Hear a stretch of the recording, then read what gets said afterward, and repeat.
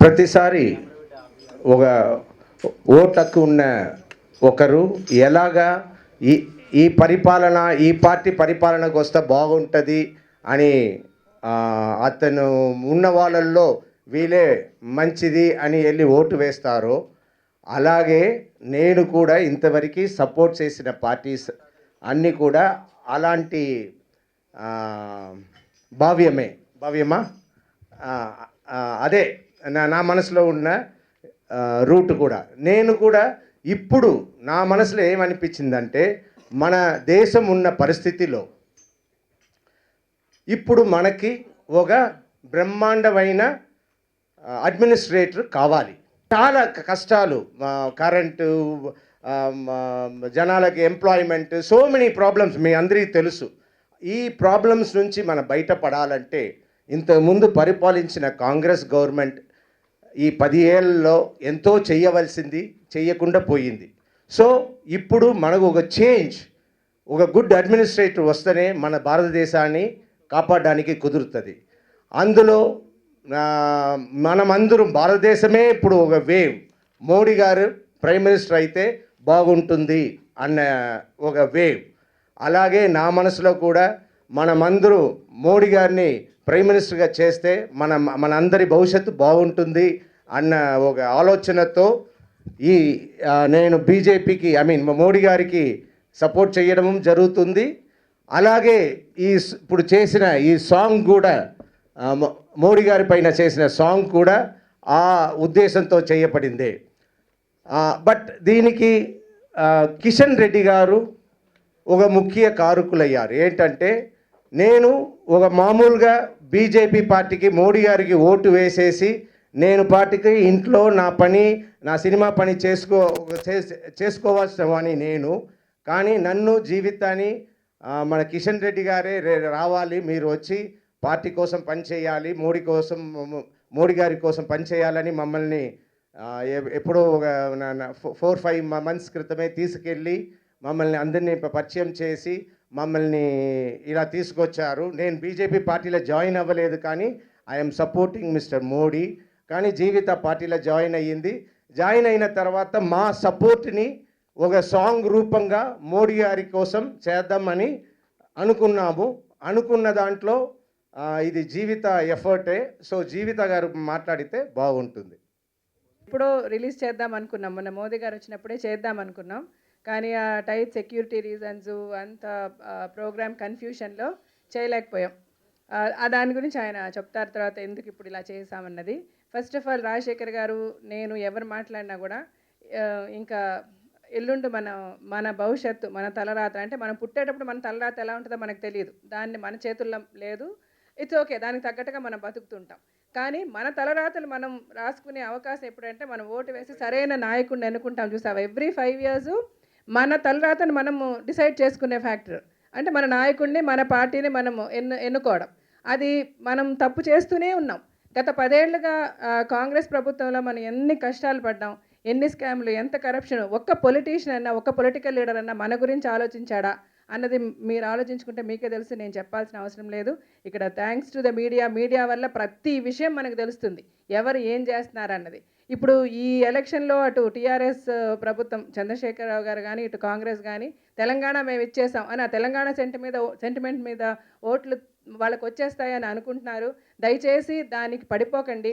ఆ తెలంగాణ ఇవ్వడంలో ఎంత ఒక డ్రామాలు ఆడారు, ఎంతమంది ప్రాణాలు త్యాగం చేయాల్సి వచ్చింది, ఎంతమందిని చంపారు, ఎంతమందిని చంపించారు, ఎన్ని నాటకాలు ఆడారు, ఎంత నాటకీయ ప్రక్రియలో తెలంగాణ ఇచ్చారు. అప్పటికి కూడా లాస్ట్ మినిట్లో బర్డన్ అంతా భారతీయ జనతా పార్టీ మీద వేసి ఎలా తప్పించుకోవడానికి చూశారు. అప్పుడు సుష్మా స్వరాజ్ గారు పార్లమెంట్లో ఒక శక్తిలాగా ఎలా పోరాడారు, కిషన్ రెడ్డి గారు ఢిల్లీలో అక్కడ నిరాహార దీక్ష చేసి ఎంత గొడవలు చేస్తే, ఎంత భారతీయ జనతా పార్టీ ఇన్వాల్వ్మెంట్ ఉంటే మనకి తెలంగాణ వచ్చిందన్నది మీరు తెలుసుకోండి. అలాగే తెలంగాణ ఇచ్చేసిన తర్వాత కూడా 2 రాష్ట్రాలకి సమంగా న్యాయం చేశారా? లేదు, ఇష్టానికి వదిలేశారు. అలాగా ఏదో ఇచ్చేసాం, ఆ తర్వాత ఎలాగా మనం ఓట్లు దండుకోవడం, ఎలాగా మనోళ్ళు ఏమైపోయారు, ఏ పార్టీలోకి ఎవరు వెళ్ళిపోయారు, ఏ పార్టీ నుంచి ఎవరు తెచ్చుకోవాలి, ఇదే కాంగ్రెస్ పని అయింది. కానీ 2 రాష్ట్రాలకు మనం ఏం చేస్తామని ఆలోచన ఎవరూ చేయలేదు. అప్పుడు కూడా ఒక బహిరంగ సభ పెట్టి మన ఆంధ్రాలోను తెలంగాణలోను నరేంద్ర మోదీ గారే వచ్చి ఈ 2 రాష్ట్రాలు విభజించినప్పటికి కూడా ఈ 2 రాష్ట్రాలకి న్యాయం ఎలా చేస్తాము అని ఆయన ఎలాగ గుజరాత్ రాష్ట్రాన్ని మన కళ్ళ ముందు నిలబెట్టి చూపించారో అలాగ కళ్ళ ముందు మన కళ్ళ కట్టినట్టు ఇది చేస్తాం ఇది చేస్తాం ఇది చేస్తే ఈ రాష్ట్రం ఇలా బాగుపడుతుంది ఇది చేస్తే తెలంగాణకు మంచిది ఇది చేస్తే ఆంధ్రాకు మంచిదని ఆయన అంత క్లియర్గా చెప్పారు. ఇంత చెప్పి ఇంత చేసిన తర్వాత కూడా ఈరోజు ఆయన్ని ఎన్నుకోకపోతే భారతీయ జనతా పార్టీని అంటే అఫ్కోర్స్ ఇప్పుడు ఎలా ఉందంటే మన రాష్ట్రంలో సెంట్రల్లో వచ్చేస్తారు మోదీ గారు, మన రాష్ట్ర సంగతి ఆలోచిద్దాం, అటు వైఎస్ఆర్సీపీ ఉంది, ఇటు టీఆర్ఎస్ ఉంది, అటు ఆళ్ళు ఉన్నారు, ఇట్లా అలాగ కాదు. సెంట్రల్ ఆయన వచ్చినప్పుడు రాష్ట్రంలో కూడా ఆయనే రావాలి. ఆయన వచ్చిన రోజే ఆయనకు ఆ శక్తిని మనం ఇచ్చిన రోజే ఆయన మన రాష్ట్రానికి ఏదన్నా చేయగలుగుతారు. దయచేసి నేను చేతులు వచ్చి జోడించి అందరికీ నమస్కరిస్తున్నాను. ఆయనని గెలిపించుకోవాల్సిన అవసరం మనకి చాలా ఉంది. ఒక్క క్షణం ఓటు వేసే ముందు ఆలోచించండి, భారతీయ జనతా పార్టీని గెలిపించండి. అలాగే భారతీయ జనతా పార్టీ తెలుగుదేశం కూటమి అయింది, అది కూడా మన మంచికే. ఈ కూటమిని జయిపించి ఈ కూటమి 2 రాష్ట్రాల్లోనూ ప్రభుత్వం స్థాపించిన రోజు నరేంద్ర మోడీ గారు మనకు ఆయన చెప్పినవన్నీ చేయగలుగుతారు. ఆలోచించి ఓట్ చేయండి. మీరే కాదు ఒక 10 మందికి చెప్పి భారతీయ జనతా పార్టీకి ఓట్ చేయించండి, భారతీయ జనతా పార్టీని గెలిపించండి. వీఆర్ ఓటింగ్ మన గురించి కాదు, we are voting for India, we are voting for Modi. అది గుర్తుపెట్టుకోండి. Thank you so much. Jeevitha గారు బీజేపీలో చేరిన తర్వాత స్వతహాగా వారు ఆలోచన చేసి మా ప్రొఫెషన్ అయినటువంటి ఈ యొక్క నటన ఏదైతే ఉన్నదో దాని ద్వారా కూడా కొంత మేము బయట ప్రచారం చేస్తూ ఒక చిన్న క్లిప్పింగ్ తయారు చేసి మేము సోషల్ మీడియా ద్వారా టీవీల ద్వారా ప్రజల్లో చైతన్యం తీసుకురావడం కోసం ప్రయత్నం చేస్తామని చెప్పి వారంతర వారు నిర్ణయం తీసుకొని ఈ ప్రయత్నం చేయడం జరిగింది. ఈరోజు దేశంలో మనకు తెలుసు మార్పు రావాలని అందరూ కోరుకుంటున్నారు. ఎవరంతలో వాళ్ళు కూర్చోకుండా మార్పు రావాలనుకుంటున్నాం, కానీ ఎవరి ద్వారా వస్తుంది, దానికి ప్రయత్నం ఎవరు చేయాలనేటువంటి ఆలోచన చేసినప్పుడు మరి పెద్దలు రాజశేఖర్ గారు, జీవిత గారు తమ వంతు ప్రయత్నము మాటలకే పరిమితం కాకుండా ఈ సాంగ్ ముందు రికార్డింగ్ చేసి ఆ సాంగ్ను వీడియో షూటింగ్ చేయడం, దాంట్లో స్వయంగా రాజశేఖర్ గారు నటించడం అనేటువంటిది చాలా గొప్ప విషయము. అందులో మరి ఆ యొక్క షూటింగ్ ఏదైతే చేశారో ఆ యొక్క వీడియో చాలా బాగా వచ్చింది. నేను చూశాను, ఇప్పుడు మీరు కూడా చూశారు. తప్పకుండా అది ప్రజల్లో ఒక చర్చకు ప్రయత్నం చేస్తుంది. ఇది ఇప్పుడు రిలీజ్ అయింది కాబట్టి వెంటనే సోషల్ మీడియాలో ఇతరత్ర దాన్ని విస్తృతంగా ప్రచారం చేయాల్సినటువంటి అవసరం ఉంది. ఎందుకంటే ఈ యొక్క మార్పు ఏదైతే ఉన్నదో సమాజంలో దేశంలో జరుగుతున్నటువంటి సమస్యలు ఏవైతున్నాయో ఆ సమస్యల పరిష్కారం కోసం తమ వంతు బాధ్యతగా అందులో కూడా చూపించారు. కొంతమంది బాధపడతా ఉంటే రాజశేఖర్ గారు విశ్వాసం కల్పిస్తూ మీరు బాధపడకూడదు, మనకు మంచి అవకాశం ఉంది, ఓటు అనేటువంటి హక్కు మీ చేతిలో ఉంది, ఆ ఓటు అనేటువంటి ఆయుధం మీ చేతిలో ఉంది, దాన్ని ఉపయోగించుకొని నరేంద్ర మోడీని తెస్తే మన బాధలు పోతాయి అని చెప్పి వారు అందులో మీనింగ్ వచ్చే విధంగా మరి అందులో ఆ వీడియోలో వారు ప్రయత్నం చేశారు. ఈరోజు దేశంలో నరేంద్ర మోడీ ఒకటే చెప్పారు, ఓట్ ఫర్ బీజేపీ అని ఎప్పుడు అనలేదు, ఓట్ ఫర్ ఇండియా అన్నారు. ఇండియా ఈరోజు కష్టాల్లో ఉంది, ఇండియా ఇబ్బందుల్లో ఉంది, ఇండియాను మనం రక్షించుకోవాలి, ఇండియాను మనం గెలిపించుకోవాలి, అన్ని రంగాల్లో గెలిపించుకోవాలి. ఆర్థికంగా ఇండియా ముందుగానే ఉండాలి, అగ్రభాగాన ఉండాలి, పారిశ్రామికంగా అగ్రభాగాన ఉండాలి, వ్యవసాయ రంగంలో అగ్రభాగాన ఉండాలి, మౌలిక వసతుల కల్పనలో అగ్రభాగంగా ఉండాలి, నిరుద్యోగ సమస్య పరిష్కారంలో కూడా మనం అగ్రభాగంలో ఉండాలి.